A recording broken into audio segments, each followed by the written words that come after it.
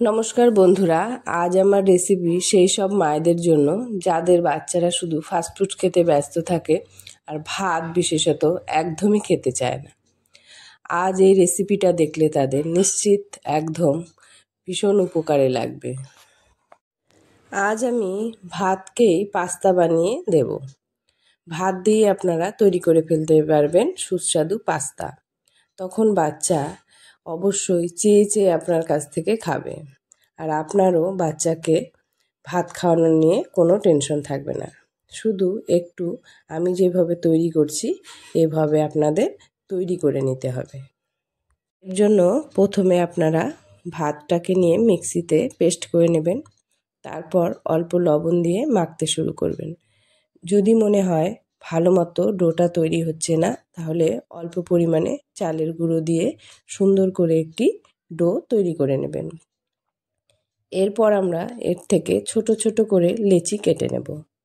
লেচি কাটা হয়ে গেলে আমরা এগুলিকে পাস্তা আকারে গড়ে নেব, কারণ দেখতে যদি সুন্দর না হয় তবে ওরা কিন্তু কিছুতেই খেতে চাইবে না।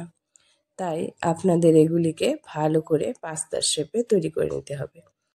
পাস্তার শেপে গড়ার জন্য আমি একটি কাঁটা চামচের পিছন দিকে লেচিগুলিকে সুন্দর করে পেতে নিয়ে তারপর শুধু উল্টে দিয়েছি। দেখুন কি সুন্দর একটি ডিজাইন হয়ে যাচ্ছে এবং পাস্তার মতো সুন্দর দেখতে হয়ে যাচ্ছে। আপনারা এইভাবে সুন্দর করে পাস্তাগুলো তৈরি করে নেবেন। এটি খুব সহজেই হয়ে যায়। শুধু আপনারা ডোটাকে ঠিক করে মেখে নেবেন, তাহলে না লেচিগুলি লেগে থাকবে বা উঠতে অসুবিধা হবে। পাস্তার ডোটা যদি ঠিকঠাক তৈরি হয়ে যায় তবে পাস্তাগুলি খুব সুন্দর নিজে থেকেই তৈরি হয়ে যাবে। দেখুন আমার ছোট এক বাটি ভাত থেকেই কতগুলি পাস্তা তৈরি হয়ে গেল। এবার পাস্তাগুলিকে আমাদের বয়েল করে নিতে হবে। তার জন্য আমাদের খুব বেশি কিন্তু বয়েল করতে হবে না। আর যেহেতু ভাতটা আমাদের বয়েল হওয়াই আছে, কিন্তু আমরা যেহেতু এর সঙ্গে অল্প পরিমাণে চালের গুঁড়ো মিশিয়েছি, তাই আমরা একটু এটিকে বয়েল করে নেব। তার জন্য আপনারা ঠান্ডা জলে কখনোই এটিকে দিবেন না, তাহলে কিন্তু ভাতগুলো খুলে খুলে যেতে পারে। একদম ফুটন্ত জলে অল্প লবণ আর তেল দিয়ে তারপর ছেড়ে দিবেন। তারপর কিছুটা ফুটে উঠলেই আপনারা ঢেলে নামিয়ে নেবেন। দেখুন এমনি পাস্তার সঙ্গে কোনো আলাদা মনে হচ্ছে কি, একই রকম দেখতে লাগছে। এবার আমাদের পাস্তা তৈরি করবার জন্য কিছু সবজি কেটে নিতে হবে। যেমন পেঁয়াজগুলি আমরা যেভাবে পাস্তা তৈরি করি সেভাবে কুচি কুচি করে কেটে নেব। তার সাথে আমরা কেটে নেব কিছু পরিমাণে গাজর, কিন্তু এগুলি সব আমি খুব ছোট ছোট একদম কুচি কুচি করে কেটে নিয়েছি। তার সাথে দেব ক্যাপসিকাম। ক্যাপসিকামগুলিকেও লম্বা লম্বা করে কাটবো না, গোল গোল করে ছোট ছোট করে কেটে নেব। তার সঙ্গে দিয়ে দিব টমেটো। টমেটোগুলিকেও আমরা ছোট ছোট করে কেটে নেব। তার সাথে দেব কিছু পরিমাণে রসুন ও আদা কুচি। রসুন আদা কুচি হয়ে গেলেই আমাদের কিন্তু মোটামুটি কাটা কমপ্লিট। এবার আমরা পাস্তাটিকে তৈরি করবার জন্য প্যানে তেল দিয়ে দিব। তেল দিয়ে তাতে আমরা দিয়ে দিব অল্প পরিমাণে সাদা তিল।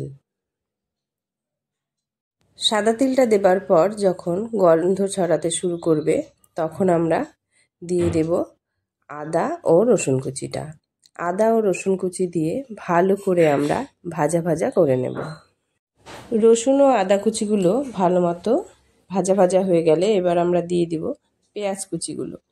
পেঁয়াজ কুচিগুলো দিয়েও আমরা বেশ কিছুক্ষণ নাড়িয়ে নেব। তারপর আমরা দিয়ে দেব গাজর, কারণ গাজরগুলি একটু হতে সময় নেবে, তাই প্রথমেই আমরা পেঁয়াজের পরে গাজরগুলিকে দিয়ে দেব। গাজরগুলি দিয়ে ভালো করে নাড়াচাড়া করে নিয়ে কিছুক্ষণ তারপর আমরা দিয়ে দিব এতে কিছুটা লবণ।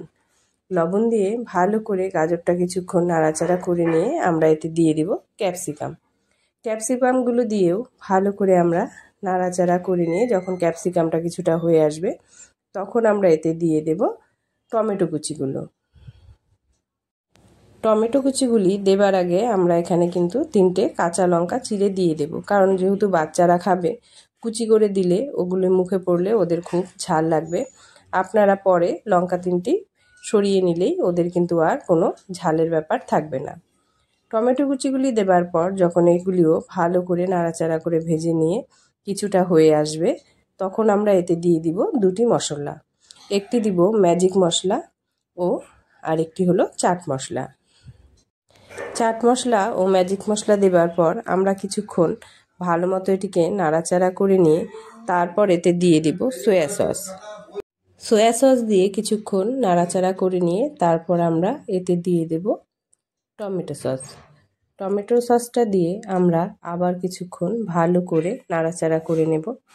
তারপর আমরা এতে দিয়ে দেব আমরা যে পাস্তাগুলি তৈরি করে রেখেছি সেই পাস্তাগুলি দিয়ে সবজি ও মশলার সঙ্গে ভালো করে মাখিয়ে নিয়ে তারপর আমরা এতে দিয়ে দিব আমরা আগে থেকে কিছুটা পনির ছোট ছোট করে কেটে নিয়ে ভেজে রেখেছিলাম সেই পনির ভাজার টুকরোগুলি।